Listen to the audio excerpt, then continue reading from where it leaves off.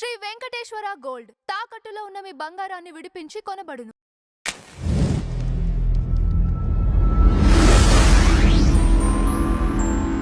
నమస్తే అండి, welcome to tree media.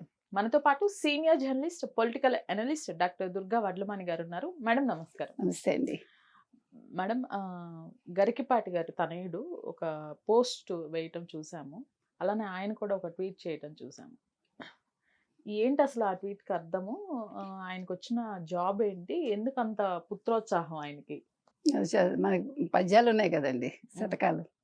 పుత్రోత్సాహము తండ్రికి పుత్రుడు పుట్టినప్పుడే కలుగది సుమ్మి, జనులా పుత్రుని కనుగొని. ఓకే, అలా వాళ్ళు మెచ్చుకున్నప్పుడే అది అని. అంటే ఇప్పుడు కళలు అందరూ కంటారండి, కొంతమందికే కళలు నిజమవుతాయి. అబ్దుల్ కలాం గారు చెప్పేవారు కదా, ఇప్పుడు కూడా కళలు, బిగ్ కళలు, పెద్ద కళలు కనండి. అవుతుందో అవ్వదు, అట్లీస్ట్ సమ్ ఎక్స్టెంట్ మీరు వెళ్తారు కదా, అట్లా. సో గరికపాటి గారు చాలా ఆనందపడ్డారు. వారికి ఇద్దరు కుమారులు, మీకు తెలుసు. పెద్ద అబ్బాయి పేరు శ్రీశ్రీ, చిన్న అబ్బాయి పేరు గురజాడ. ఈయన ఏపీ సెంట్రల్ యూనివర్సిటీలో జాబ్ వచ్చింది వారికి 2 ఏళ్ల క్రితం. ఓకే, వస్తే ఈయన ఎవరు, మన గరికపాటి గారు కొడుకుని చుట్టానికి వెళ్ళారు. యూనివర్సిటీ కూడా వెళ్తే ఆ అబ్బాయి చాలా మురిసిపోయాడు, తండ్రి నా కుర్చీలో కూర్చోపెట్టి. అది అతను పోస్ట్ పెట్టాడు.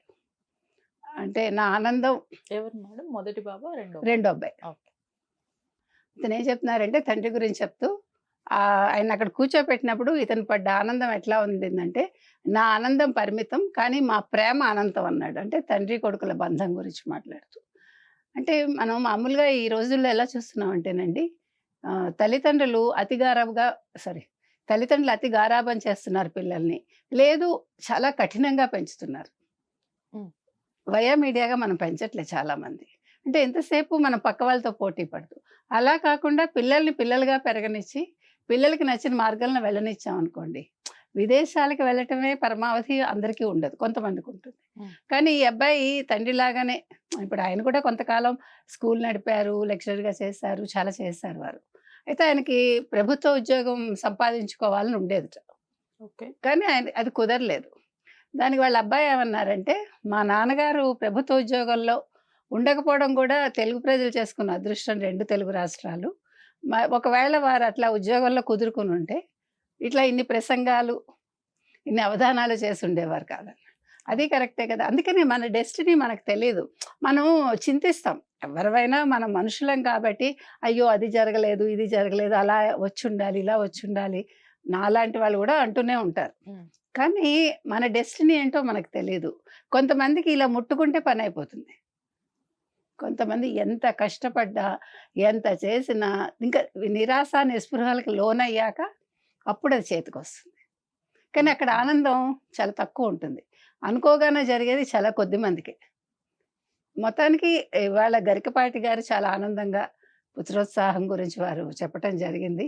ఆ సీట్లో కూర్చుని వారి మొహంలో ఆ నవ్వు చూశాక మా నాన్నగారు ఎంత ఆనందపడ్డారో నాకు అర్థమైందన్నాడు అబ్బాయి. మన ఎక్స్ప్రెషన్సే చెప్తాయి కదా. అంటే పిల్లలు ఎదిగాక మన కళ్ళ ముందు ఆ రకంగా వాళ్ళు ఉన్నప్పుడు తండ్రికి ఆనందం వేరు. ఇటీవల కాలంలో కలిసినప్పుడు కూడా వారు చెప్పటం జరిగింది, వాళ్ళ పిల్లల గురించి ఎంత చక్కగా ఉంటారు, ఏం చదువుకున్నారు, అవంత వివరంగా. ఆవిడ కూడా ఎంత సింపుల్గా, ఎంత మామూలుగా ఉంటారంటేనండి శారద గారు, నిజంగా ఆయన అదృష్టవంతుడు ఆ విషయంలో. Touch wood. ఓకే, చాలా. అంటే భర్తకి తగ్గట్టుగా ఇల్లాలు ఉండడం అనేది, ఎందుకంటే వాళ్ళు ఇప్పుడు రాసేవాళ్ళు, చదివేవాళ్ళు, అవధానాలు చేసేవాళ్ళు, చక్కటి భార్య దొరకాలి. అంటే మనకి ఆర్థికంగా అందరూ అండగా ఉండక్కర్లా, మాట సౌమ్యం ఉండి మన పని మనని చెయ్యనిస్తే అంతకు మించిన ఆనందం ఉండదు. ఎందుకంటే మనం ప్రశాంతంగా ఒక పని చేయగలుగుతాం.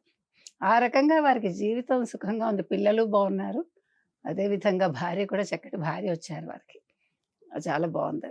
సో మొత్తానికి ఇవాళ తండ్రి కొడుకుల ఆనందం తెలుగు వాళ్ళకి ఆనందం అయింది. అది right madam, thank you so much.